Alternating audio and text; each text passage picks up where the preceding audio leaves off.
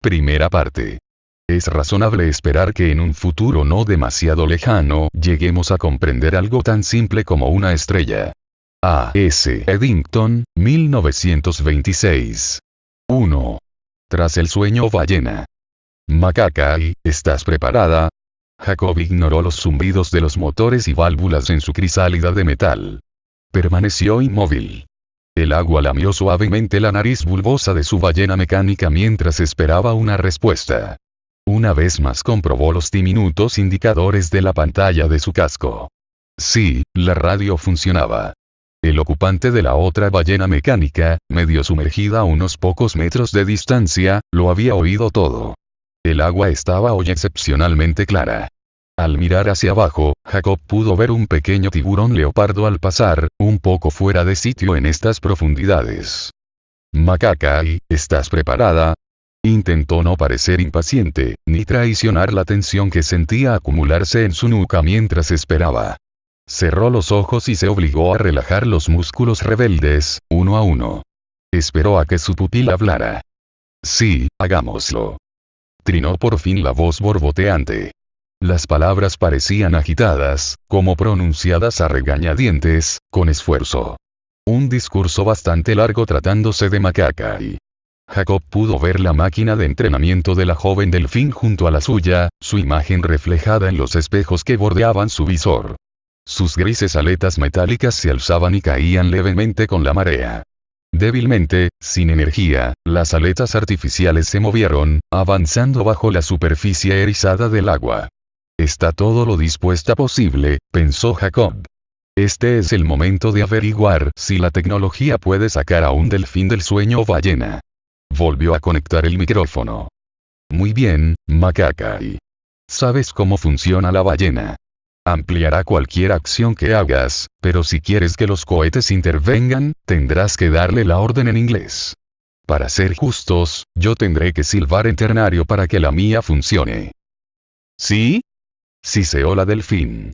La gris aleta caudal se alzó y bajó, provocando un torbellino de agua salada. Medio murmurando una plegaria al soñador, Jacob tocó el interruptor que liberaba los amplificadores de la ballena mecánica de Macaca y de la suya propia, y luego giró con cautela los brazos para poner en movimiento las aletas. Flexionó las piernas, y las enormes aletas de la cola se sacudieron en respuesta, y su máquina giró inmediatamente y se zambulló. Jacob intentó corregir su trayectoria, pero todo lo que logró fue que la ballena girara aún más. El golpeteo de sus aletas convirtió momentáneamente sus alrededores en una masa de burbujas, hasta que con paciencia, siguiendo un sistema de prueba y error, se enderezó. Se puso de nuevo en marcha, con cuidado, para ganar la delantera, y luego arqueó la espalda y lanzó una patada. La ballena mecánica respondió con un gran salto en el aire. La delfín estaba casi a 1 kilómetro de distancia. Mientras llegaba a la cima de su arco, Jacob la vio caer graciosamente desde una altura de 10 metros y zambullirse suavemente en las aguas. Apuntó al agua con el pico de su casco y el mar se acercó a él como una muralla verde. El impacto hizo que su casco resonara mientras arrancaba tentáculos de algas flotantes y un dorado Garibaldi escapaba lleno de pánico tras su zambullida. Caía demasiado en picado. Jacob juró y pateó 2 veces para enderezarse. Las enormes aletas de metal de la máquina golpearon el agua con el empujón rítmico de sus pies, cada uno de ellos enviando una descarga por su espalda, apretujándole contra el denso acolchado del traje. En el momento oportuno, se arqueó y volvió a dar una patada. La máquina salió del agua. La luz del sol destelló como un misil en su ventanilla izquierda, ahogando con su resplandor el tenue brillo de su diminuto panel de instrumentos. El ordenador del casco trinó suavemente mientras él se retorcía, boca abajo, para golpear de nuevo las brillantes aguas. Jacob dejó escapar una carcajada de júbilo cuando un banco de pequeñas anchoas plateadas se dispersó ante él. Sus manos se deslizaron por los controles hasta los mandos de los cohetes, y en la cima de su nuevo arco silbó un código en ternario. Los motores zumbaron, y el exoesqueleto extendió aletas a lo largo de sus costados.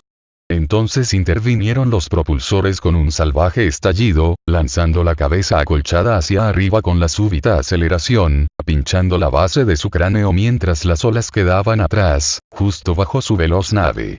Llegó junto a Macaca y levantando una gran salpicadura.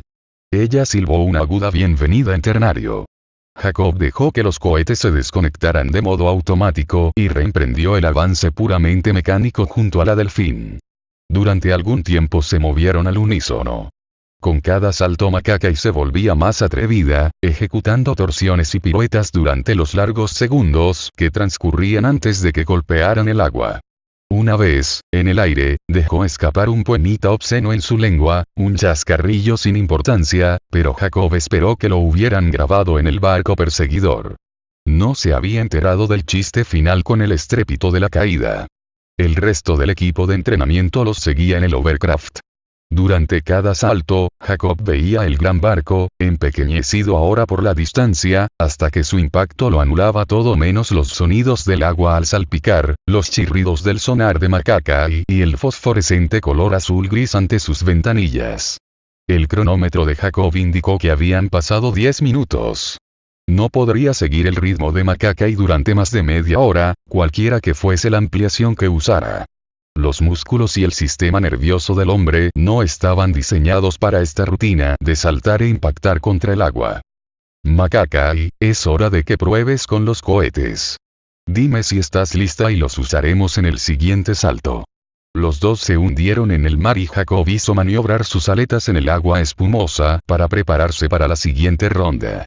Volvieron a saltar. Macaca, ahora hablo en serio. ¿Estás lista? Estaban muy alto. Jacob pudo ver el diminuto ojo de la delfín tras la ventanilla de plástico cuando su máquina ballena se retorció antes de hundirse en el agua. La siguió un momento después. Muy bien, Macaca. Si no me respondes, tendremos que dejarlo ahora mismo. El agua azul formó una nube de burbujas cuando Jacob se colocó junto a su pupila.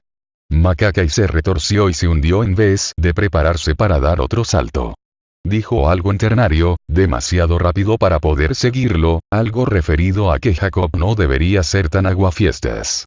Jacob dejó que su máquina subiera lentamente a la superficie. Vamos, querida, usa el inglés. Lo necesitarás si quieres que tus hijos salgan alguna vez al espacio.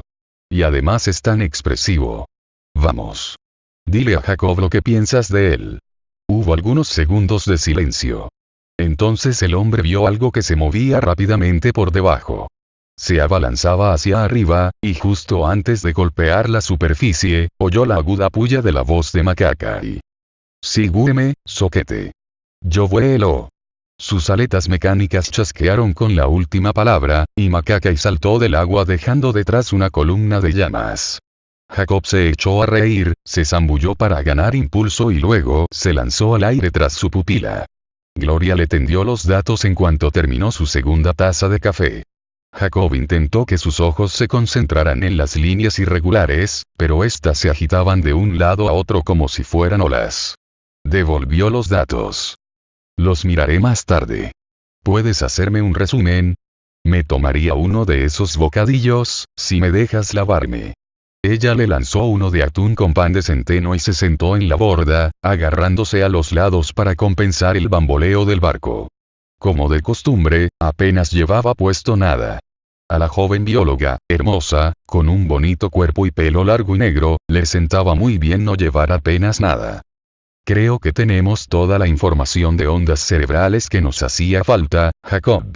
No sé cómo lo lograste, pero la atención de Macaca en inglés fue al menos el doble de lo normal. Manfred cree que ha encontrado suficientes conjuntos sinápticos asociados para hacer grandes avances en su siguiente grupo de mutaciones experimentales. Hay un par de nódulos que quiere expandir en el lóbulo cerebral izquierdo de los hijos de Macaca. Mi grupo está satisfecho con lo que tenemos de momento. La facilidad de Macaca con la ballena demuestra que la generación actual puede manejar máquinas. Jacob suspiró. Si esperas que estos resultados persuadan a la Confederación para que cancele la próxima generación de mutaciones, no cuentes con ello. Están asustados. No quieren tener que depender siempre de la poesía y de la música para demostrar que los delfines son inteligentes. Quieren una raza de manipuladores de herramientas analíticos, y dar palabras en clave para activar los cohetes de una ballena mecánica no les servirá. 20 a 1 a que Manfred tendrá que cortar. Gloria se puso roja. Cortar. Son personas, un pueblo con un sueño maravilloso. Los convertiremos en ingenieros y perderemos una raza de poetas. Jacob dejó el bocadillo y se limpió las migajas del pecho. Lamentaba haber abierto la boca. Lo sé, lo sé. También a mí me gustaría que las cosas fueran un poco más despacio. Pero míralo de esta forma. Tal vez los Finns podrán expresar algún día con palabras al sueño ballena.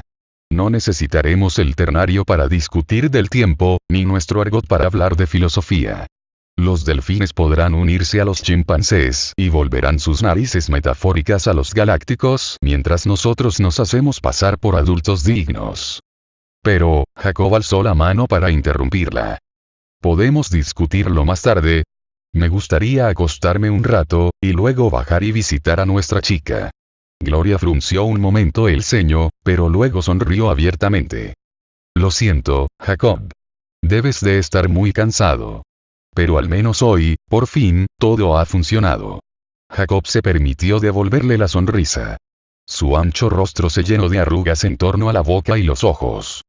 Sí, dijo, y se puso en pie. Hoy todo ha salido bien. Ah, por cierto, mientras estabas abajo, hubo una llamada para ti. Era un ET. Johnny se puso tan nervioso que apenas se acordó de anotar el mensaje. Creo que está por alguna parte. Gloria retiró los platos y encontró un trozo de papel.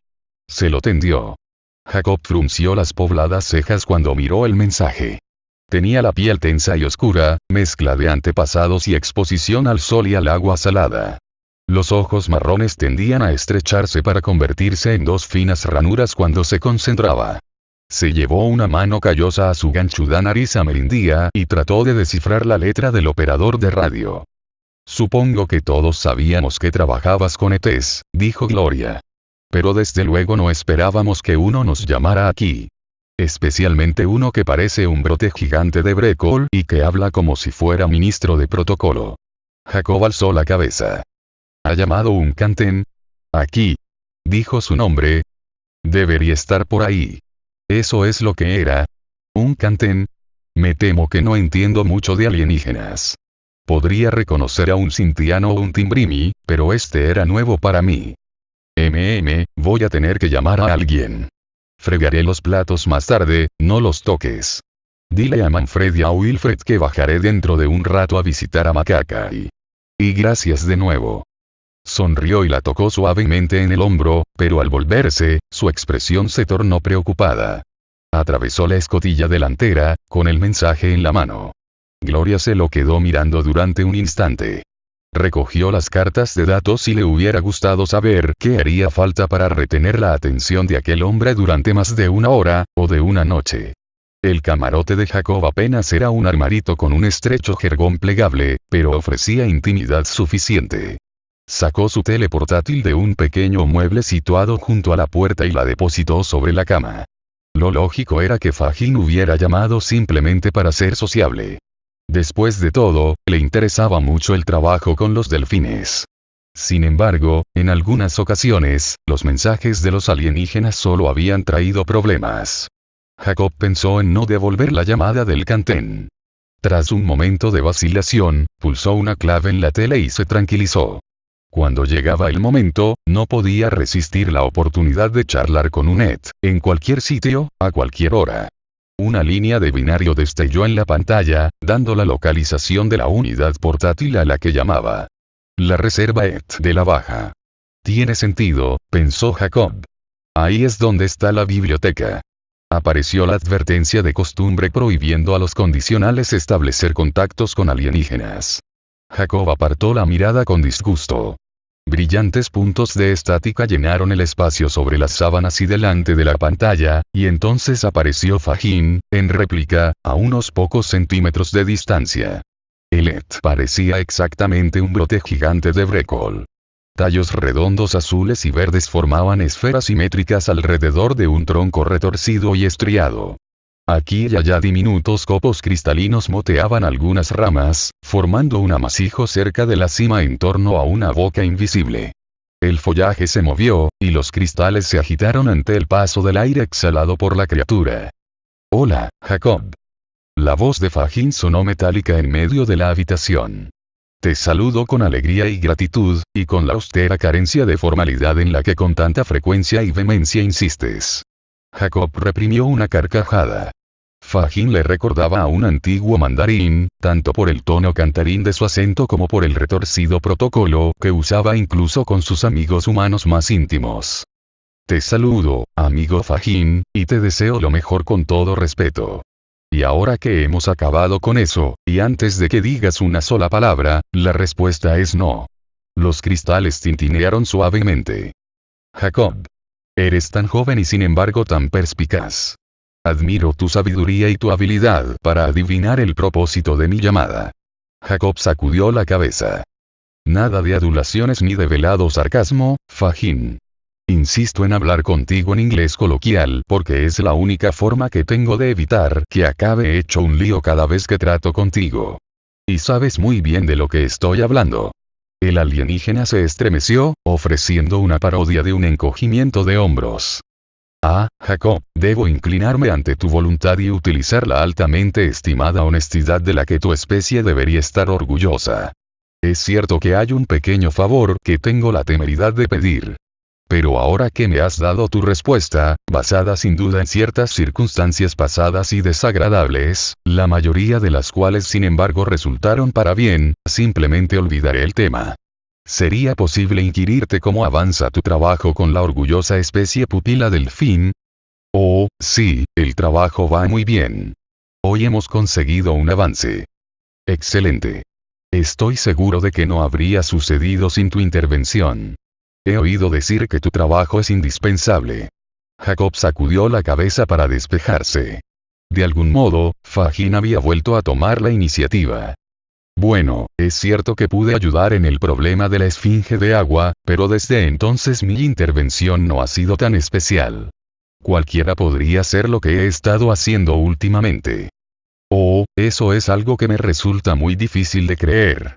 Jacob frunció el ceño. Desgraciadamente era cierto. Y a partir de ahora, el trabajo aquí, en el centro de elevación, sería aún más rutinario. Un centenar de expertos, algunos más cualificados que él en Port Psic, esperaban entrar a formar parte del equipo. El centro probablemente le mantendría aquí, en parte por gratitud, pero quería de verdad quedarse. Por mucho que amara a los delfines y el mar, últimamente su inquietud iba en aumento. Fajin, lamento haber sido tan brusco. Me gustaría saber por qué me has llamado, suponiendo que entiendas que la respuesta probablemente seguirá siendo no. El follaje de Fajin se agitó. Tenía la intención de invitarte a una pequeña y amigable reunión con algunos dignos seres de diversas especies, para discutir un importante problema de naturaleza puramente intelectual. La reunión se celebrará este jueves, en el centro de visitantes de Ensenada, a las 11. No te comprometerás a nada si asistes. Jacob reflexionó un instante. ¿Etes, dices? ¿Quiénes son? ¿De qué tratará esa reunión? Ay, Jacob, no tengo libertad para decirlo, al menos por tele. Los detalles tendrán que esperar hasta que vengas el jueves, si lo haces. Jacob receló al instante. Dime, ese problema no será político, ¿verdad? Te estás acercando mucho. La imagen del alienígena permaneció muy quieta. Su masa verdosa se agitó lentamente, como si reflexionara. Nunca he comprendido, Jacob, dijo por fin la voz aflautada, por qué un hombre de tu educación tiene tan poco interés en el juego de emociones y necesidades que llamáis política. Si la metáfora fuera adecuada, diría que llevo la política en la sangre. Desde luego, es tu caso. Deja a mi familia fuera de esto. Solo quiero saber si es necesario esperar hasta el jueves para saber de qué va todo este asunto. El cantén volvió a vacilar. Hay aspectos de este asunto de los que no conviene hablar a través de las ondas. Algunas de las facciones más talámicas de tu cultura podrían hacer mal uso del conocimiento si se enteraran. No obstante, déjame asegurarte que tu parte será puramente técnica. Es tu conocimiento lo que deseamos, y las habilidades que has usado en el centro. Mentiroso. Pensó Jacob. ¿Quieres más que eso? Conocía Fajin. Si asistía a aquella reunión, el Kanten sin duda trataría de usarlo como cuña para implicarlo en alguna aventura ridículamente complicada y peligrosa. El alienígena ya se lo había hecho en 3 ocasiones anteriores. Las 2 primeras veces a Jacob no le importó. Pero entonces era otra clase de persona, de las que aman esas cosas. Luego llegó la aguja. El trauma en Ecuador cambió por completo su vida. No tenía ningún deseo de volver a vivir nada parecido. Y sin embargo, Jacob se resistía a decepcionar al viejo Kanten. En realidad, Fahim nunca le había mentido, y de los Set que conocía era el único que realmente admiraba la cultura y la historia humanas. Era físicamente la criatura más extraña que conocía, pero también el único extraterrestre que intentaba con todas sus fuerzas comprender a los terrestres. Es mejor que le diga a Fahim la verdad, pensó. Si empieza a ejercer demasiada presión, le informaré sobre mi estado mental, los experimentos con autohipnosis y los extraños resultados que he estado obteniendo. No presionará demasiado si apelo a su sentido del juego limpio. Muy bien, suspiró. Tú ganas, Fahim. Estaré allí. Pero no esperes que sea la estrella del programa. La risa de Fahim silbó con un soniquete de flautas. No te preocupes por eso, amigo Jacob. En este programa nadie te confundirá con la estrella. El sol se hallaba aún sobre el horizonte cuando Jacob recorrió la cubierta superior hacia la piscina donde se encontraba Macaca. Un orbe benigno y sin rasgos distintivos gravitaba, oscuro y anaranjado, entre las nubes dispersas al oeste. Se detuvo en la baranda un momento para apreciar los colores del atardecer y el olor del mar. Cerró los ojos y permitió que la luz calentara su rostro. Los rayos penetraron su piel con amable insistencia. Por fin pasó las 2 piernas por encima de la baranda y se dejó caer a la cubierta inferior. Una tensa y enérgica sensación había sustituido el cansancio del día. Empezó a tararear una canción, desafinada, por supuesto. Una cansada delfín se acercó al borde de la piscina. Macaca le saludó con un poema ternario demasiado rápido para que pudiera entenderlo, pero parecía amistosamente desagradable. Algo referido a su vida sexual. Los delfines llevaban miles de años contando a los humanos chistes obscenos antes de que los hombres por fin comenzaran a criarlos de forma selectiva para desarrollar su cerebro y su habla, y empezaran a comprender. Macaca podía ser mucho más lista que sus antepasados, pero su sentido del humor era estrictamente delfinesco. Bien, dijo Jacob. Adivina quién ha tenido un día muy atareado. Ella le salpicó, más débilmente que de costumbre, y dijo algo muy parecido a anda y que te den. Pero se acercó más cuando él se agachó para meter la mano en el agua y saludarla. 2. Camisas y pieles. Hacía años que los antiguos gobiernos norteamericanos habían arrasado la franja fronteriza para controlar los movimientos hacia y desde México. Se había creado un desierto donde antes se encontraban 2 ciudades. Desde el vuelco y la destrucción de la opresiva burocracia de los antiguos gobiernos sindicados, las autoridades de la Confederación habían conservado aquella zona como parques. La zona fronteriza entre San Diego y Tijuana era ahora una de las áreas arboladas más grandes al sur del Parque Pendleton. Pero eso estaba cambiando. Mientras conducía su coche alquilado a lo largo de la autopista elevada, Jacob vio signos de que el cinturón volvía a su antiguo cometido. A ambos lados de la carretera había cuadrillas trabajando, talando árboles y erigiendo finos postes a intervalos de 100 metros al este y el oeste. Los postes eran vergonzosos. Jacob apartó la mirada. Una gran pantana y un cartel blanco colgaban donde la línea de postes cruzaba la autopista. Nueva frontera. Reserva extraterrestre de la Baja. Los residentes de Tijuana que son no ciudadanos deben presentarse al ayuntamiento para sus generosos bonos de reubicación. Oderin dun metuant, gruñó Jacob mientras sacudía la cabeza. Que odien mientras teman. No importa que una persona haya vivido en una ciudad toda su vida. Si no tiene derecho a voto, tiene que quitarse de en medio cuando llega el progreso. Tijuana, Honolulu, Oslo, y otra media docena de ciudades estarían incluidas cuando las reservas de ETs aumentaran de nuevo. 50 o 60 mil condicionales, tanto permanentes como temporales, tendrían que ponerse en marcha para que esas ciudades fueran seguras para 1 millar de alienígenas. La molestia sería pequeña, por supuesto. La mayor parte de la tierra estaba aún prohibida a los ETs, y los no ciudadanos todavía tenían espacio de sobra. El gobierno ofrecía también grandes compensaciones. Pero una vez más había refugiados en la tierra. La ciudad apareció de repente en el borde sur de la franja. Muchas de sus construcciones seguían un estilo español o revival español, pero en general mostraba la experimentación arquitectónica típica de una ciudad mexicana moderna.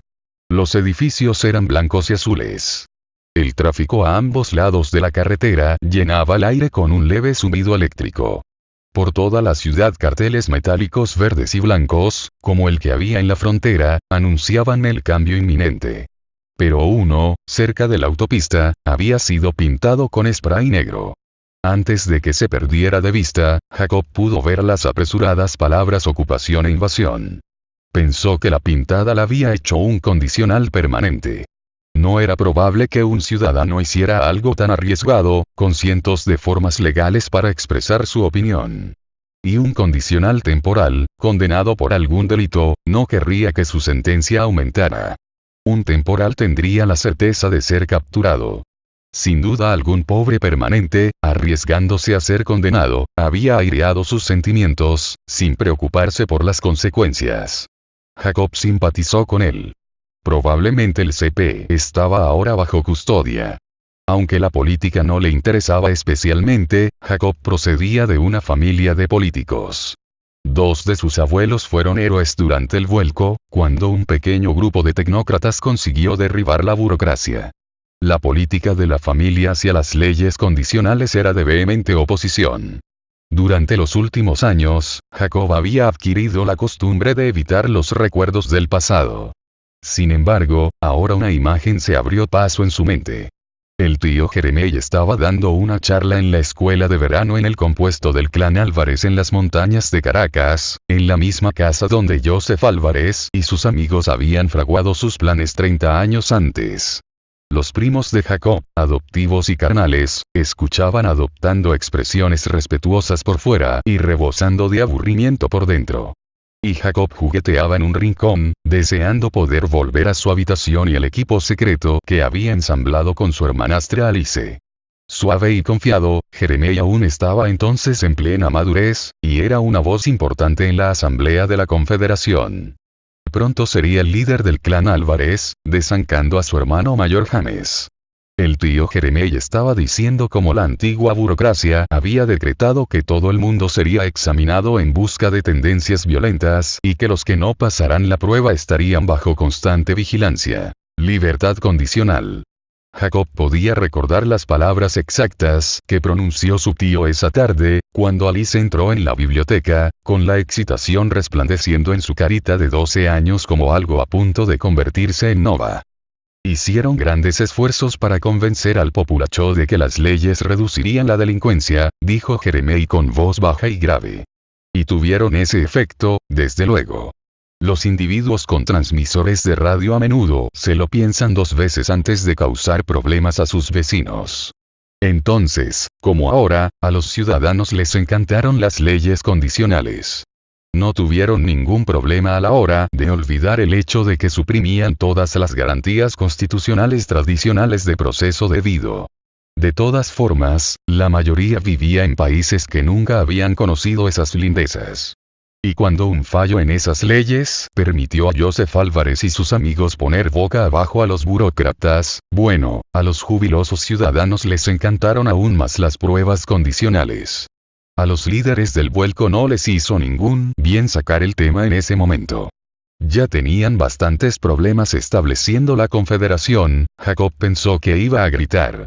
Allí estaba el viejo tío Jeremey farfullando interminablemente sobre todas aquellas tonterías, y Alice, la afortunada Alice, cuya habilidad era arriesgarse a la ira de los mayores y escuchar por el micro intervenido que había colocado en el receptor de espacio profundo de la casa, ¿qué era lo que había oído? Tenía que ser una nave espacial. Sería el tercero de los grandes navíos en volver.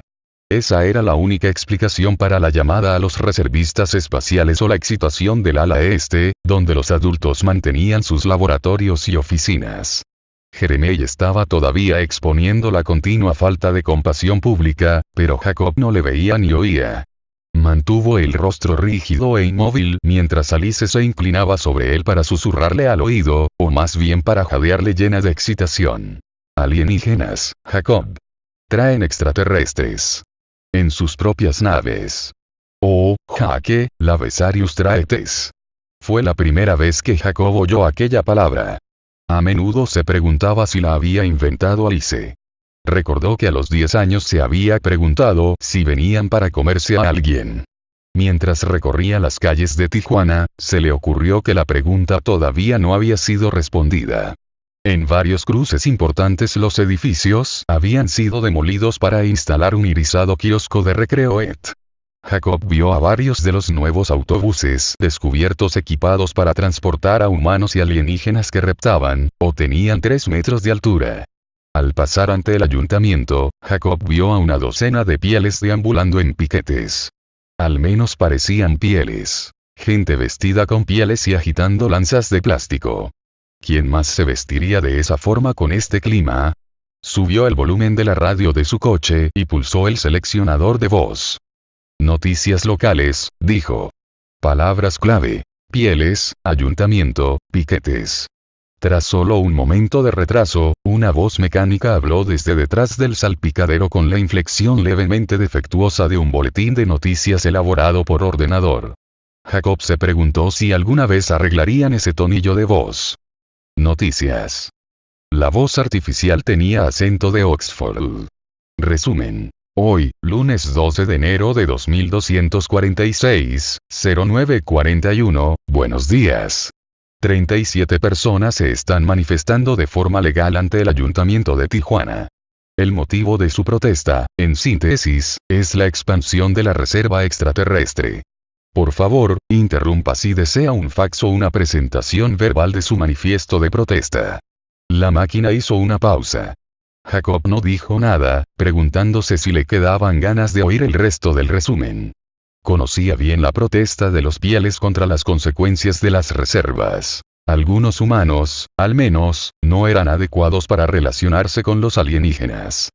26 de los 37 miembros del grupo de protesta llevan transmisores condicionales, continuó el informe. El resto, naturalmente, son ciudadanos. Esto da una idea de un condicional por cada 124 ciudadanos de Tijuana en general. Por su conducta y forma de vestir, los manifestantes pueden ser descritos como pertenecientes a la llamada ética neolítica, popularmente pieles. Como ninguno de los ciudadanos ha invocado privilegio de intimidad, puede decirse que 30 de los 37 son residentes en Tijuana y el resto visitantes. Jacob dio un golpecito al botón y la voz murió a mitad de la frase. La escena ante el ayuntamiento había quedado atrás hacía rato, y de todas formas era una historia vieja. Sin embargo, la controversia sobre la expansión de la reserva le recordó que habían pasado casi 2 meses desde la última vez que visitó a su tío James en Santa Bárbara. El viejo cascarrabias estaba probablemente metido hasta las orejas en pleitos a favor de la mitad de los condicionales de Tijuana. Pese a ello, se daría cuenta si Jacob se marchaba a hacer un largo viaje sin despedirse, ya fuera a él o a los otros tíos, tías y primos del enorme clan Álvarez. ¿Largo viaje? ¿Qué largo viaje? Pensó Jacob de repente. Yo no voy a ninguna parte. Pero el rinconcito de su mente que había dejado preparado para ese tipo de cosas había notado algo en esta reunión convocada por Fajín. Sentía expectación, y a la vez el deseo de reprimirla. Las sensaciones habrían sido intrigantes si no fueran ya tan familiares. Condujo en silencio durante un rato. Pronto la ciudad dio paso al campo, y el tráfico se redujo a un hilillo. Durante los siguientes 20 kilómetros condujo con el calor del sol sobre el brazo, y un puñado de dudas jugando al escondite en su mente. A pesar de la inquietud que había sentido últimamente, experimentaba cierta resistencia a admitir que era hora de dejar el centro de elevación. El trabajo con los delfines y chimpancés era fascinante, y mucho más equilibrado, después de las primeras y tumultuosas semanas, durante el asunto de la esfinge de agua, que su antigua profesión de investigador criminólogo. El personal del centro era trabajador y, contrariamente a muchas otras empresas científicas de la Tierra, tenía la moral bien alta. Hacían un trabajo que tenía un enorme valor intrínseco y no quedaría obsoleto instantáneamente cuando la sucursal de la biblioteca en La Paz estuviera en pleno funcionamiento. Pero lo más importante de todo era que había hecho amigos, y esos amigos le habían apoyado durante el último año, cuando empezó el lento proceso de unir las porciones dispersas de su mente. En especial Gloria. Voy a tener que hacer algo respecto a ella si me quedo, pensó Jacob. Algo más que la camaradería que hemos llevado hasta el momento. Los sentimientos de la muchacha se estaban trasluciendo. Antes del desastre en Ecuador, la pérdida que le había llevado al centro en busca de paz y trabajo, Jacob habría sabido qué hacer y habría tenido el valor para hacerlo. Ahora sus sentimientos eran un lío. Se preguntó si alguna vez desearía tener algo más que una relación amorosa casual. Habían pasado 2 largos años desde la muerte de Tania. En ocasiones se había sentido solo, a pesar del trabajo, los amigos, y los juegos siempre fascinantes que practicaba con su mente. El terreno se volvió marrón y montañoso. Mientras contemplaba los cactus que iba dejando atrás, Jacob se acomodó para disfrutar del lento ritmo del viaje. Incluso ahora, su cuerpo oscilaba levemente con el movimiento, como si todavía se encontrara en el mar. El océano destellaba azul tras las montañas. Cuanto más lo acercaba la carretera curva al lugar del encuentro, más deseaba estar a bordo de un barco, esperando el regreso de las primeras corcovadas y las colas alzadas de la migración gris del año, escuchando la canción del líder de las ballenas. Sorteó una colina para encontrarse con que los aparcamientos a ambos lados de la carretera estaban repletos de pequeños coches eléctricos como el suyo. En la cima de las montañas había docenas de personas. Jacob acercó su vehículo a la guía automática de la derecha, donde podría circular lentamente y apartar los ojos de la autopista. ¿Qué pasaba aquí? 2 adultos y varios niños bajaron de un coche al lado izquierdo de la carretera, sacando sus prismáticos y sus cestas con la merienda. Estaban claramente excitados. Parecían una familia típica de excursión, pero todos llevaban brillantes túnicas plateadas y amuletos dorados. La mayoría de la gente en las montañas iba vestida de forma similar. Muchos tenían pequeños telescopios, y apuntaban hacia la carretera, a algo que a Jacob le quedaba oculto por la montaña que tenía a la derecha. La multitud de esa otra montaña vestía atuendos cavernícolas y plumas. Estos cromagnones completos estaban comprometidos. Tenían sus propios telescopios, así como relojes de pulsera, radios y megáfonos, junto con sus hachas y lanzas de pedernal. No era sorprendente que los 2 grupos ocuparan colinas opuestas. En lo único en que los camisas y los pieles estaban de acuerdo era en su odio hacia la cuarentena extraterrestre. Un gran cartel cruzaba la autopista entre las 2 colinas. Reserva extraterrestre de la Baja California, no se admiten condicionales sin autorización. Los visitantes primerizos deben detenerse en el centro de información. Nada de fetiches ni de atuendos neolíticos. Comprueben los pieles en el centro de información. Jacob sonrió. Los periódicos habían tenido tema de sobra con esa última orden. Había caricaturas en todos los canales que mostraban a los visitantes de las reservas obligados a quitarse la piel, mientras un par de ETs con aspecto de serpiente observaban atentamente. Los coches aparcados se apretujaban en la cima. Cuando el automóvil de Jacob llegó a ese punto pudo ver la barrera. En un amplio arco de terreno baldío que se extendía de este a oeste corría otra línea de postes con alambradas, esta vez completa. Los colores de muchos de los postes se habían deslucido. El polvo cubría las lámparas redondas que los remataban. Los ubicuos trazadores se actuaban aquí y allá como criba visible, permitiendo a los ciudadanos entrar y salir libremente de la reserva pero advirtiendo a los condicionales para que se quedasen fuera, y a los alienígenas para que se quedasen dentro. Era un burdo recordatorio de un hecho que la mayoría de la gente ignoraba, que una gran parte de la humanidad llevaba insertados transmisores porque la otra parte, la mayor, no se fiaba de ellos. La mayoría no quería contactos entre los extraterrestres y los que habían sido calificados por un test psicológico como tendentes a la violencia. Al parecer, la barrera hacía bien su trabajo. Las multitudes a ambos lados se hacían más grandes, y los trajes más salvajes, pero la muchedumbre se detenía justo al norte de la línea de postes. Algunos de los pieles y camisas eran probablemente ciudadanos, pero se quedaban a este lado con sus amigos, por amabilidad y tal vez en señal de protesta. La multitud era más densa al norte de la barrera. Aquí los camisas y pieles hacían gestos a los ocupantes de los vehículos que pasaban. Jacob permaneció en el sistema de guía y miró alrededor, protegiéndose los ojos contra el resplandor del sol y disfrutando del espectáculo. Un joven a la izquierda, envuelto en satén plateado de la garganta a los pies, alzó una pancarta que decía: "La humanidad también fue elevada. Dejad salir a nuestros primos extraterrestres". Justo frente a él, una mujer llevaba un estandarte atado al palo de la lanza. "Nosotros lo hicimos solos. Etes fuera de la Tierra". Esa era la controversia, en síntesis.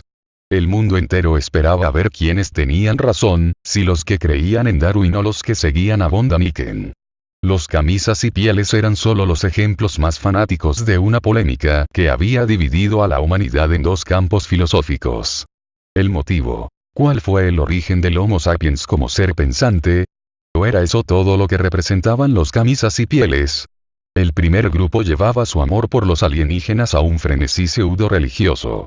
Xenofilia histérica.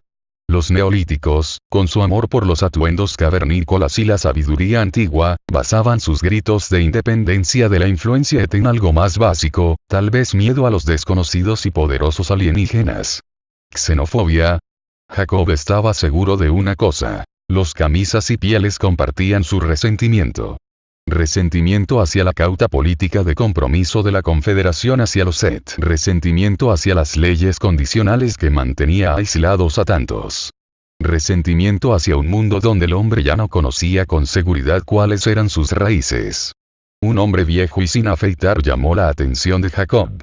Estaba agachado junto a la carretera, saltaba y señalaba el terreno entre sus piernas, gritando en medio del polvo levantado por la multitud. Jacob redujo la velocidad al aproximarse. El hombre llevaba una chaqueta de piel y pantalones de cuero. Sus gritos y saltos se volvieron más frenéticos a medida que Jacob se acercaba. "Dodo", gritó, como si lanzara un insulto terrible. De sus labios manaba saliva, y otra vez señaló al suelo. "Dodo. Dodo". Aturdido, Jacob casi detuvo el coche. Algo voló hacia su cara desde la izquierda y chocó contra la ventanilla del lado del pasajero. Hubo un golpe contra el techo y en cuestión de segundos una andana de piedras roció el coche, creando un tamborileo que resonó en los oídos de Jacob. Subió la ventanilla de su izquierda, sacó el coche del sistema automático, y aceleró. El débil metal y plástico de la carrocería se agitaba cada vez que era golpeado por un proyectil. De repente unos rostros se asomaron a la ventanilla del lado de Jacob, caras jóvenes y duras con largos bigotes. Los jóvenes corrieron junto al coche mientras este aceleraba lentamente, golpeándolo con los puños y gritando. Como la barrera se hallaba solo a unos pocos metros de distancia, Jacob se echó a reír y decidió averiguar qué querían. Levantó un poco el pie del acelerador y se volvió para formular una pregunta al hombre que corría junto a él, un adolescente vestido como un héroe de ciencia ficción del siglo XX. La multitud era un destello de pancartas y disfraces. Antes de que pudiera hablar, el coche fue sacudido por un impacto. Un agujero apareció en el parabrisas y la pequeña cabina se inundó de olor a quemado. Jacob lanzó el coche hacia la barrera. La fila de postes pasó zumbando y de repente se encontró solo. Por el retrovisor vio que la multitud se congregaba. Los jóvenes gritaban, alzando los puños y sus mangas futuristas. Jacob sonrió y bajó la ventanilla para saludar. ¿Cómo voy a explicarle esto a la compañía de alquiler?, pensó. Les digo que me atacaron las fuerzas del emperador Ming o creerán la verdad.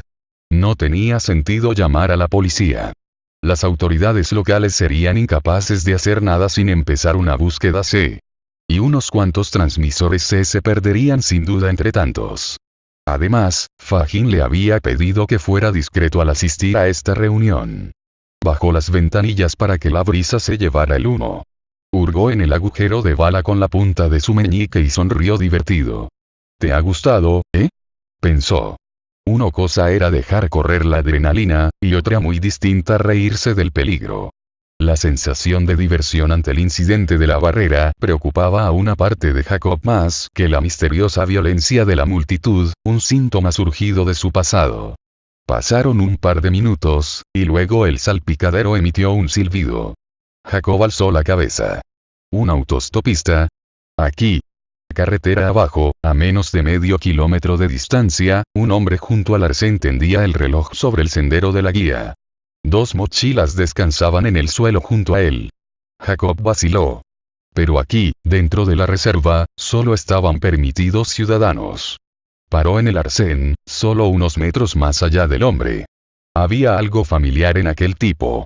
Era un hombrecito peculiar con un traje gris oscuro, y su panza se agitó cuando levantó las 2 pesadas bolsas para acercarlas al coche de Jacob. Su cara sudaba cuando se inclinó sobre la puerta del asiento de pasajeros y se asomó. «Oh, chico, qué calor», gimió. Hablaba inglés estándar con fuerte acento. «No me extraña que nadie use el sistema de guía», continuó, secándose la frente con un pañuelo. «Conducen tan rápido para poder captar un poco de brisa, ¿verdad? Pero usted me resulta familiar, debemos habernos encontrado en alguna parte antes. Soy Peter Larocque, o Pierre, si lo desea. Trabajo para Les Mondes». Jacob dio un respingo. «Oh. Sí, Larocque. Nos conocemos de antes. Soy Jacob de Moi. Suba, solo voy hasta el centro de información, pero allí podrá encontrar un autobús». Esperaba que su rostro no revelara sus sentimientos. ¿Por qué no había reconocido a Larocque cuando aún estaba en marcha? Posiblemente no se habría parado.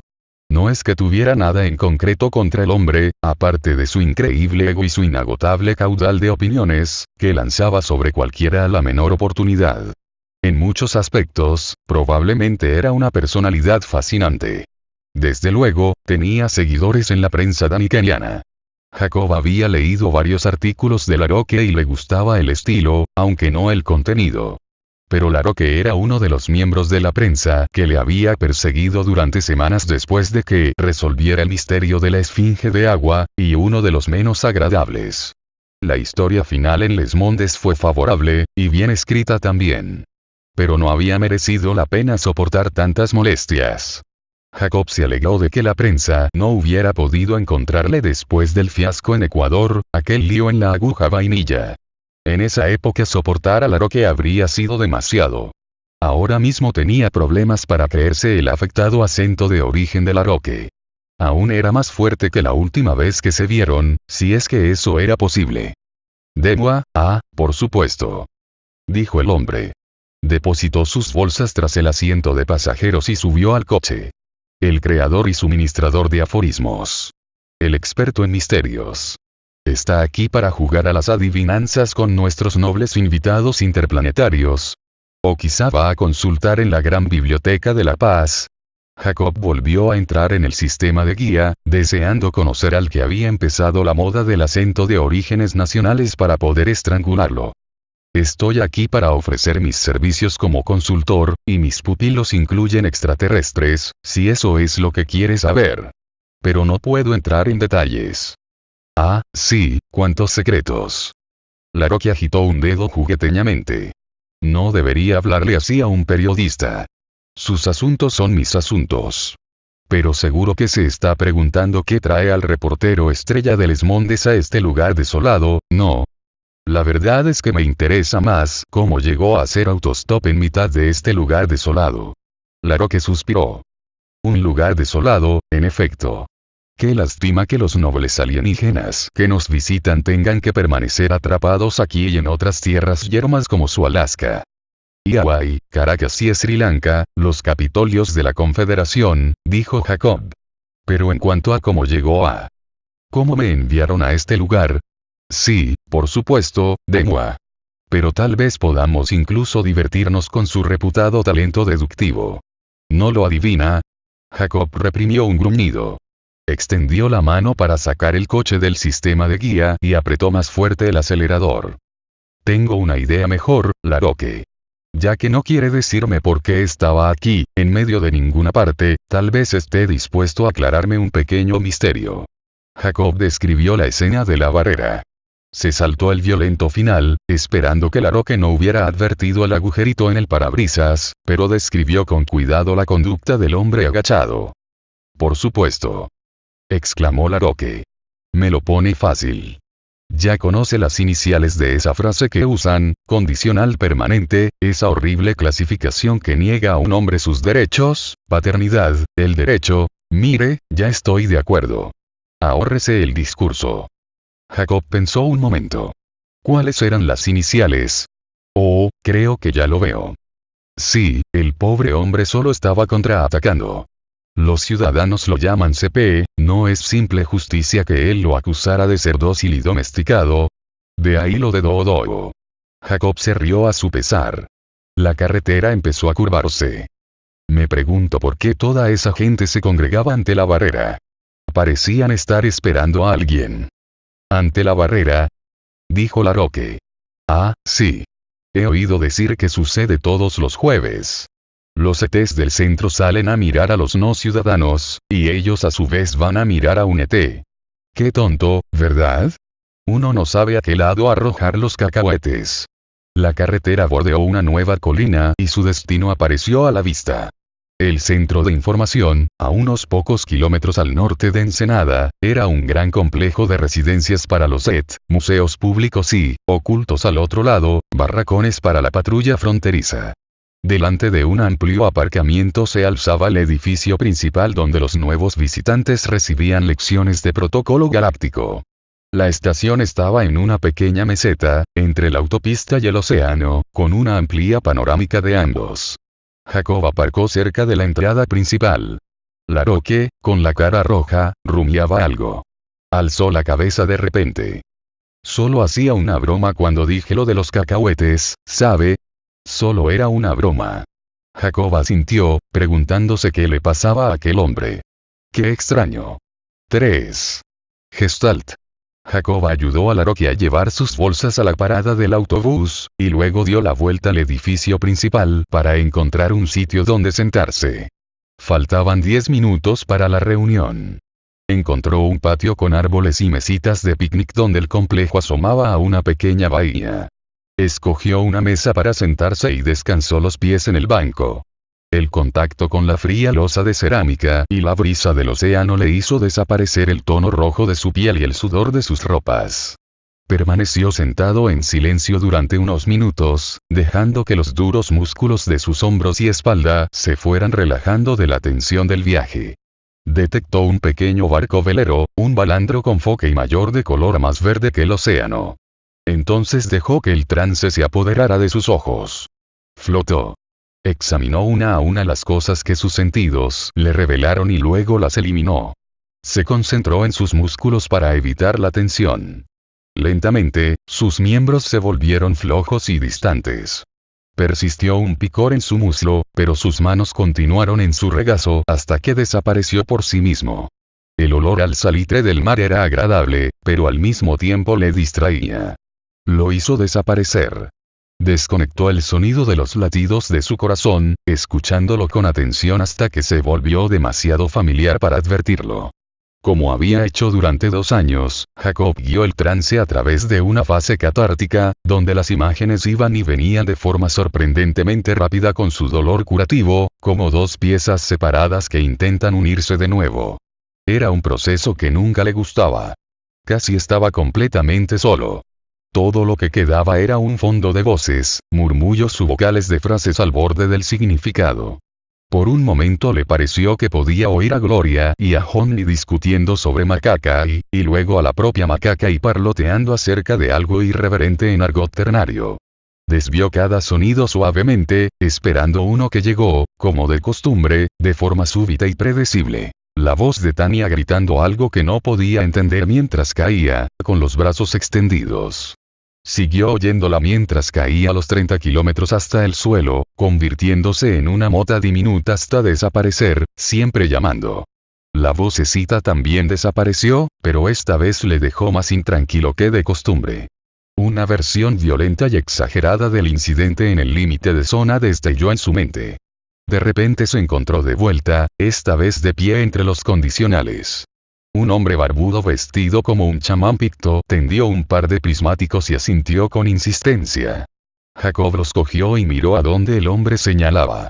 Vio la imagen de un autobús, borrosa por las ondas caloríficas de la calzada. El autobús se detuvo justo al otro lado de una línea de postes veteados de caramelo que se extendía hasta el horizonte. Cada polo parecía llegar hasta el sol. Entonces la imagen desapareció. Con la indiferencia que da la práctica, Jacob dejó ir la tentación de pensar en ello y permitió que su mente quedara completamente en blanco. Silencio y oscuridad. Descansó en un trance profundo, confiado de que su propio reloj interno le avisaría cuando llegara el momento de emerger. Se movió despacio entre pautas que no tenían ningún símbolo y largos significados familiares que eludían ser descritos o recordados, buscando pacientemente la clave que sabía estaba allí y encontraría algún día. El tiempo era ahora como cualquier otra cosa perdida en un pasadizo más profundo. La oscura calma fue taladrada de repente por un brusco dolor que atravesó todo el aislamiento de su mente. Tardó un instante en localizarlo, una eternidad que debió ser la centésima parte de un segundo. El dolor era una brillante luz azul que parecía apuñalar sus ojos hipnotizados a través de sus párpados cerrados. En un instante, antes de que pudiera reaccionar, desapareció. Jacob se debatió durante un momento en su confusión. Intentó concentrarse solo en despertar a la conciencia mientras un torrente de preguntas llenas de pánico estallaban como bombillas en su mente. ¿Qué artefacto subconsciente era aquella luz azul? Un atisbo de neurosis que se defiende tan ferozmente tiene que significar problemas. ¿Qué miedo oculto es ondeado? Mientras emergía, recuperó el sentido de la audición. Se oían pasos delante. Los distinguió de los sonidos del viento y el mar, pero en su trance parecían los suaves pasos que los pies de un avestruz podrían hacer si calzaran mocasines. El profundo trance se rompió por fin, varios segundos después del estallido subjetivo de luz. Jacob abrió los ojos. Un alto alienígena se encontraba ante él, a varios metros de distancia. Su impresión inmediata fue de altura, blancura y grandes ojos rojos. Por un momento, el mundo pareció tambalearse. Las manos de Jacob volaron a los lados de la mesa, y su cabeza se hundió mientras se equilibraba. Cerró los ojos. Menudo trance. Pensó. Siento la cabeza como si fuera a chocar contra la tierra y salir por el otro lado. Se frotó los ojos con una mano, y luego alzó cuidadosamente la mirada. El alienígena estaba aún allí. De modo que era real. Era humanoide, al menos de 2 metros de altura. La mayor parte de su delgado cuerpo estaba cubierta por una larga túnica plateada. Las manos, cruzadas en la actitud de espera respetuosa, eran largas, blancas y brillantes. Su cabeza grande y redonda se inclinó hacia adelante. Los ojos rojos, redondos y sin párpados, eran enormes, al igual que la boca. Dominaban el rostro, donde unos cuantos órganos dispersos tenían funciones que Jacob desconocía. Esta especie era nueva para él. Los ojos brillaban llenos de inteligencia. Jacob se aclaró la garganta. Todavía tuvo que luchar contra las oleadas de aturdimiento. Discúlpeme, puesto que no hemos sido presentados, yo, no sé cómo tratarle, pero he de suponer que ha venido a verme. La cabeza grande y blanca asintió. Pertenece al grupo que el Kanten Fajin me pidió que conociera. El alienígena sintió de nuevo. Supongo que eso significa que sí, pensó Jacob. Me pregunto si puede hablar, sea cual sea el mecanismo inimaginable que se esconde tras esos labios enormes. Pero ¿por qué estaba aquí esta criatura? Había algo en su actitud, debo suponer que pertenece a una especie pupila y espera permiso para hablar. Los labios se separaron levemente y Jacob pudo ver un atisbo de algo brillante y blanco. El alienígena volvió a sentir. Bien, entonces hable, por favor. Los humanos somos notablemente breves respecto al protocolo. ¿Cómo se llama? La voz del alienígena era sorprendentemente grave. Surgió siseando de la amplia boca con un acento bastante fuerte. Me llamo Kuya, señor. Gracias. Me han enviado para asegurarme de que no estaba perdido. Si quiere venir conmigo, los otros están esperando. O si lo prefiere, puede seguir meditando hasta que llegue el momento previsto. No, vamos ya. Jacob se puso en pie, tambaleándose. Cerró los ojos un momento para despejar su mente de los últimos jirones de su trance. Tarde o temprano tendría que dilucidar qué había sucedido, pero ahora tendría que esperar. Guíeme. Kuya se volvió y caminó con paso lento y ágil hacia una de las puertas laterales que conducían al centro. Al parecer, Kuya era miembro de una especie pupila cuyo contrato con su especie tutora aún estaba vigente. Una raza así tenía un lugar bajo en el orden galáctico. Jacob, todavía sorprendido por lo complicado de los asuntos galácticos, se alegró de que un accidente fortuito hubiera conseguido que la humanidad ocupara un lugar mejor, aunque inseguro, en aquella jerarquía. Kuya le guió hasta una gran puerta de roble. La abrió sin anunciarse y precedió a Jacob hasta la sala de reuniones. Jacob vio a dos seres humanos y, más allá de Kuya, a dos alienígenas. Uno bajito y peludo, y el otro aún más pequeño, con aspecto de lagarto. Estaban sentados en cojines entre unos grandes arbustos de interior y un ventanal que daba a la bahía. Intentó clasificar sus impresiones de los alienígenas antes de que se fijaran en él, pero alguien lo interpeló. Jacob, amigo mío. Qué amable por tu parte venir a compartir con nosotros tu tiempo. Era la voz aflautada de Fahim. Jacob miró rápidamente alrededor. Fahim, ¿dónde? Estoy aquí. Jacob volvió a mirar el grupo junto a la ventana. Los humanos y el peludo se ponían en pie. El alienígena lagarto continuó en su cojín. Jacob ajustó su perspectiva y de repente uno de los arbustos de interior se convirtió en Fahim. El follaje plateado del viejo cantén tintineaba suavemente, como movido por la brisa. Jacob sonrió. Fahim representaba un problema cada vez que se veían. Con los humanoides uno buscaba una cara, o algo que sirviera para el mismo propósito. Normalmente hacía falta algún tiempo para encontrar un lugar donde fijar la vista en los extraños rasgos de un alienígena. Casi siempre había partes de la anatomía a las que uno aprendía a dirigirse como centro de otra conciencia.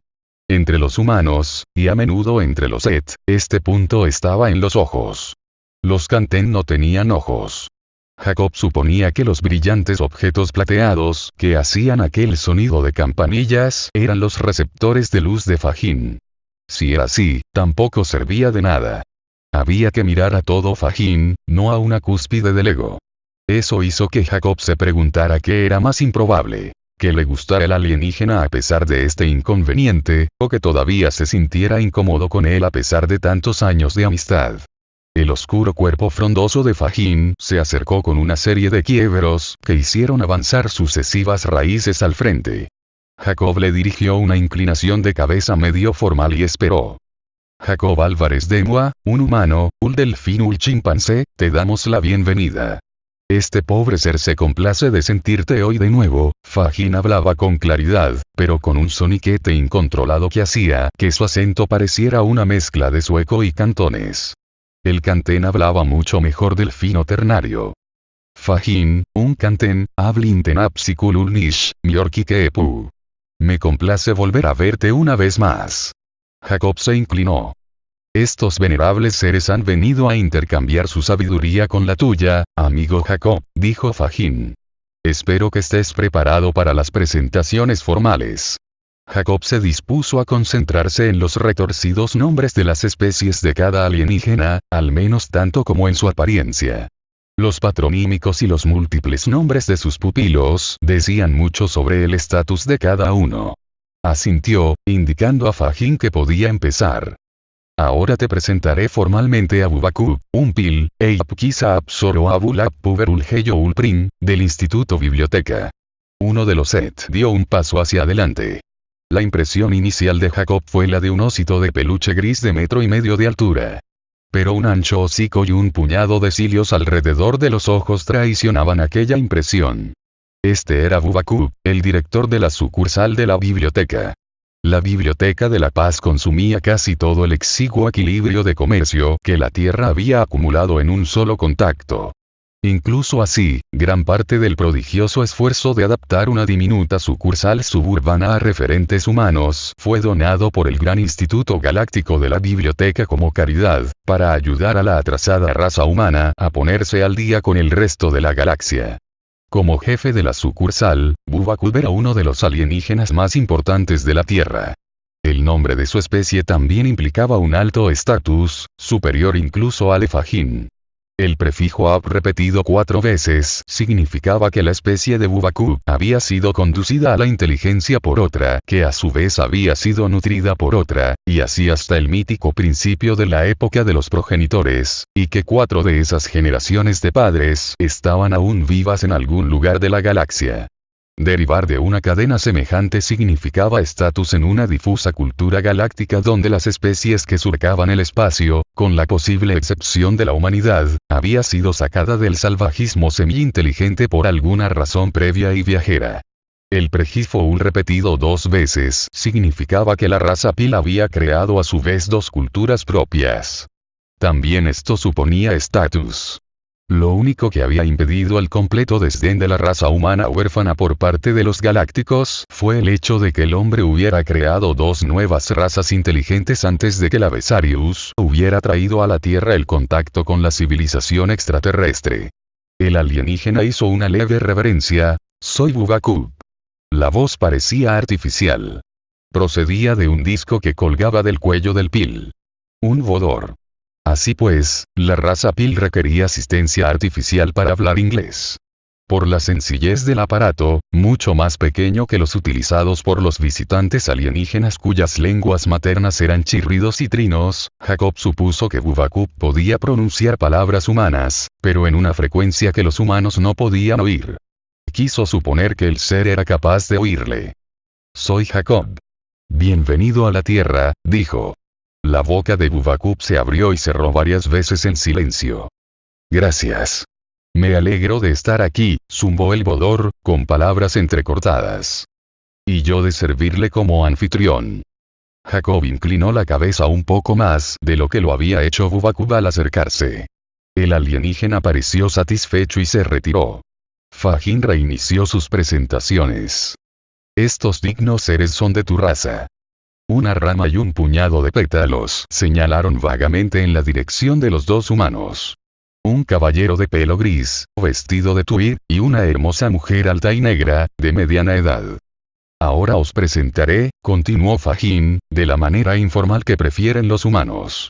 Jacob Demua, te presento al Dr. Dwayne Kepler, de la Expedición Navegante Solar, y a la Dra. Mildred Martine, del Departamento de Parapsicología de la Universidad de La Paz».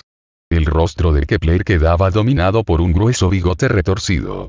Sonrió, pero Jacob estaba tan sorprendido que se limitó a responder un monosílabo. La expedición navegante solar.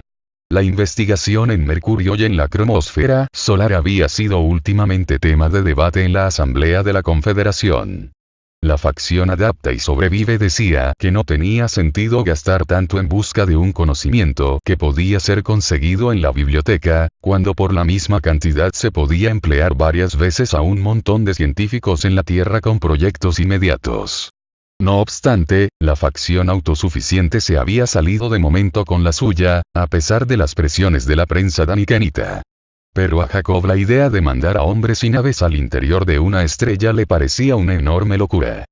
Kant Fajin fue entusiasta en sus recomendaciones, dijo Kepler. El líder de la expedición sonreía, pero tenía los ojos enrojecidos, hinchados por alguna preocupación interna. Apretó con fuerza la mano de Jacob. Su voz era grave, pero no ocultaba ningún temblor. Hemos venido a la Tierra solo de paso.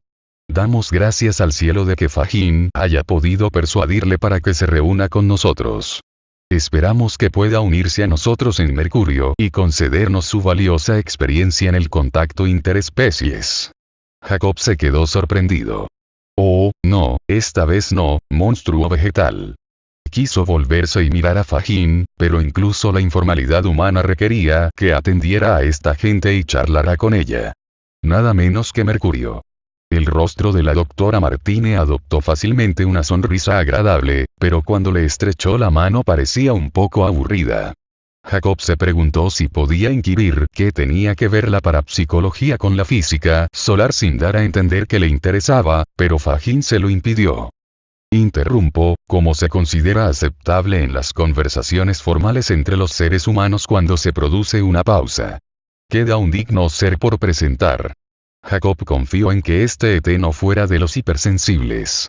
Se volvió hacia el lugar donde se hallaba el extraterrestre con aspecto de lagarto, a su derecha, junto al mosaico multicolor de la pared. Se había levantado del cojín y se acercaba a ellos sobre sus 6 patas. Tenía menos de 1 metro de longitud y unos 20 centímetros de altura. Caminó junto a él sin siquiera mirarlo y se puso a frotarse contra la pierna de Bubakub. Ejem, dijo Fajin, eso es una mascota. El digno ser a quien estás a punto de conocer es el estimable pupilo que te condujo a esta sala. Oh, lo siento, Jacob sonrió, y luego se obligó a adoptar una expresión seria. Jacob Demua, un humano, un delfín, un chimpancé, te presento a Kuya, un prim, Eipilap Kisa Absoro Abulap Puber, ayudante de Bubakub en las bibliotecas y representante de la biblioteca en el proyecto Navegante Solar. Tal como Jacob esperaba, el nombre solo tenía patronímicos. Los prim carecían de pupilos propios. Sin embargo, pertenecían a la línea Puber/Zoro. Algún día tendrían un elevado estatus como miembros de ese linaje antiguo y poderoso. Jacob había advertido que la especie de Bubakub también procedía de los Puber/Zoro y deseó poder recordar si los Pila y los prim eran tutor y pupilo. El alienígena dio un paso al frente, pero no le ofreció la mano. Las suyas eran largas y tentaculares, con 6 dedos al final de sus brazos largos y finos. Parecían frágiles. Kuya despedía un leve olor, como de heno recién cortado, que no era del todo desagradable. Los grandes ojos columnarios destellaron mientras Kuya se inclinaba para hacer la presentación formal. Los labios de Let se retiraron para mostrar un par de cosas blancas y brillantes, parecidas a dientes capaces de cortar y aplastar, una arriba y otra abajo.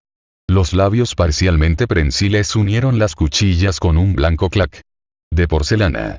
Eso no puede ser un gesto amistoso, pensó Jacob, estremeciéndose. El alienígena posiblemente enseñaba los dientes para imitar una sonrisa humana. La visión era perturbadora y al mismo tiempo intrigante. Jacob se preguntó para qué eran. También esperó que Kuya mantuviera sus labios quietos en adelante. Soy Jacob, dijo, asintiendo levemente. Yo soy Kuya, señor, replicó el alienígena. Su tierra es muy agradable. Los grandes ojos rojos eran ahora sombríos. Kuya retrocedió. Bubakub le condujo de nuevo a los cojines junto a la ventana.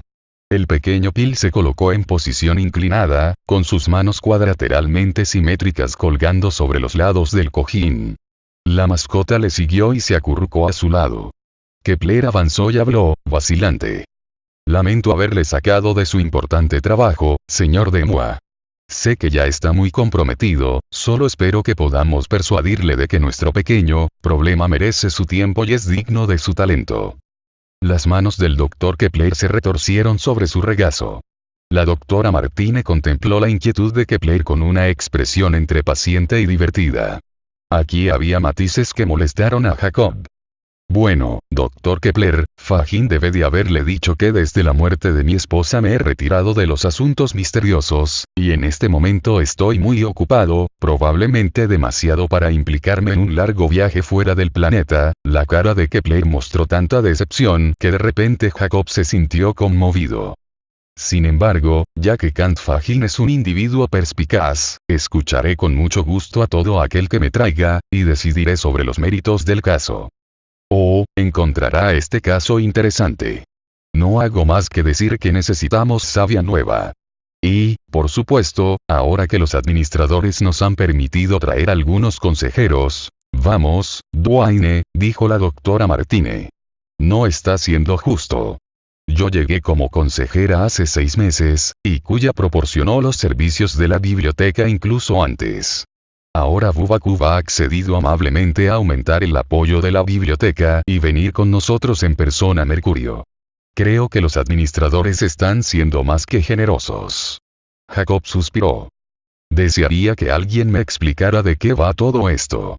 Usted, por ejemplo, doctora Martine, tal vez podría explicarme cuál es su trabajo en Mercurio.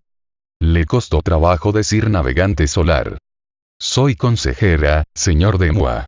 Me contrataron para que llevara a cabo pruebas psicológicas y parapsicológicas sobre la tripulación y el entorno de Mercurio.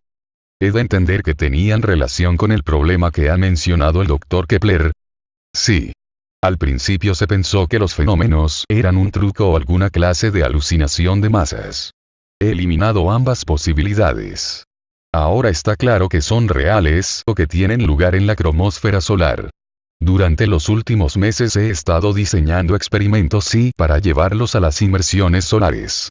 También he estado ayudando como terapeuta a varios miembros del personal del proyecto. Las tensiones de llevar a cabo esta clase de investigación solar se han reflejado en muchos hombres.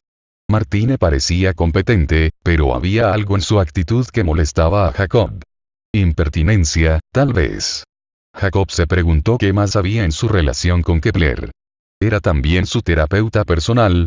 Y estoy aquí para satisfacer el capricho de un gran hombre enfermo el que hay que seguir la corriente. La idea no era muy atractiva. Ni la perspectiva de verse implicado en política. Porque Bubakub, jefe de toda la sucursal de la biblioteca en la Tierra, está implicado en un oscuro proyecto terrestre. En algunos aspectos, el pequeño Pil era el extraterrestre más importante del planeta, aparte del embajador Timbrimi. En comparación con su instituto de la biblioteca, la organización galáctica más grande e influyente, el Instituto de Progreso de Fajin parecía una barraca de feria. Había dicho Martine que iba a ir a Mercurio. Bubakub contemplaba el techo, ignorando aparentemente la conversación. Su boca se movía como si cantara algo en una escala inaudible para los humanos. Los brillantes ojos de Kuya observaban al pequeño jefe de la biblioteca. Tal vez podía oír la canción, o tal vez también a él le aburría la conversación hasta el momento. Kepler, Martine, Bubakub, Kuya, nunca había creído que algún día estaría en una sala donde Fajin sería el menos extraño. El cantén se agitó. Fajin estaba claramente excitado. Jacob se preguntó qué podría haber sucedido en el proyecto navegante solar para ponerlo así. Dr. Kepler, es posible que pudiera encontrar tiempo para ayudarles. Jacob se encogió de hombros. Pero primero sería muy interesante averiguar de qué va todo esto. Kepler sonrió. Oh, no he llegado a decirlo. Oh, cielos. Supongo que últimamente evito pensar en el tema, estoy todo el día dando vueltas a lo mismo. Se enderezó e inspiró profundamente. Señor Demua, parece que el sol está habitado.